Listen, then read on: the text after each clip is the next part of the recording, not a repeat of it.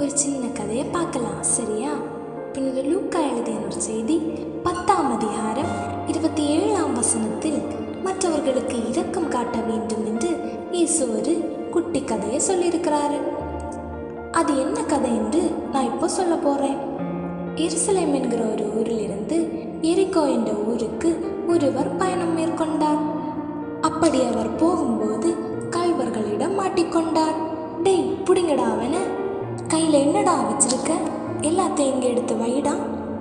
ஐயா, என்னை ஒன்றும் பண்ணிடாதீங்க ஐயா, என்கிட்ட எதுவுமே இல்லையா, நான் வெகு தூரத்தில் இருந்து நடந்து வந்திருக்கேன் ஐயா. இவனை இப்படியெல்லாம் கேட்டால் வழிக்கு வர மாட்டான், இவனை வேற வழியில தான் விசாரிக்கணும். அந்த கள்வர்கள் அந்த மனிதனை அடித்து துன்புறுத்தி காயப்படுத்தி அவனது ஆடைகளை உரிந்து கொண்டு பாதி உயிருடன் விட்டு சென்றார். உயிருக்கு போராடி கொண்டு வழியில் கிடந்த அவரை ஒரு சிலர் பார்த்தார்கள். முதலில் குருவானவர் ஒருவர் வந்தார்.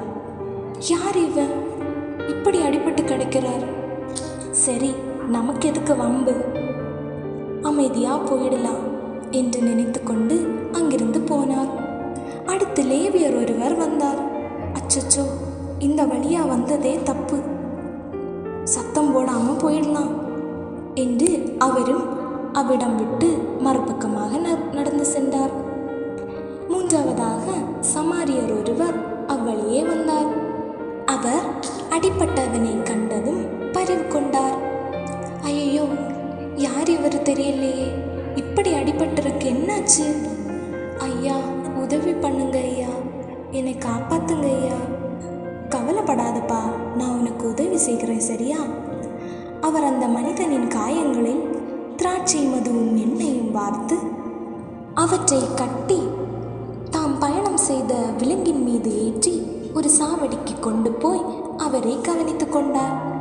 மறுநாள் 2 தென்னாரியத்தை எடுத்து சாவடி பொறுப்பாளர்களிடம் கொடுத்து, இவரை கவனித்து கொள்ளும், இதற்கு மேல் செலவானால் நான் திரும்பி வரும்போது உமக்கு தருவேன் என்றார்.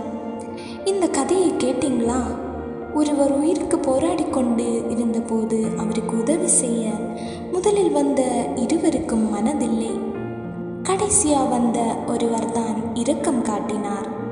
நாம் மற்றவர்கள் மேல் இரக்கமாக இருந்தால் இயேசுவின் பார்வையில் நமக்கு இரக்கம் கிடைக்கும். இரக்கமுடையோர் பேறு பெற்றோர், ஏனெனில் அவர்கள் இரக்கம் பெறுவர் என்று கிறிஸ்து இயேசு சொன்னது போல நாமும் எப்போதும் மற்றவர்கள் மேல் இரக்கமாக இருக்க வேண்டும். நன்றி.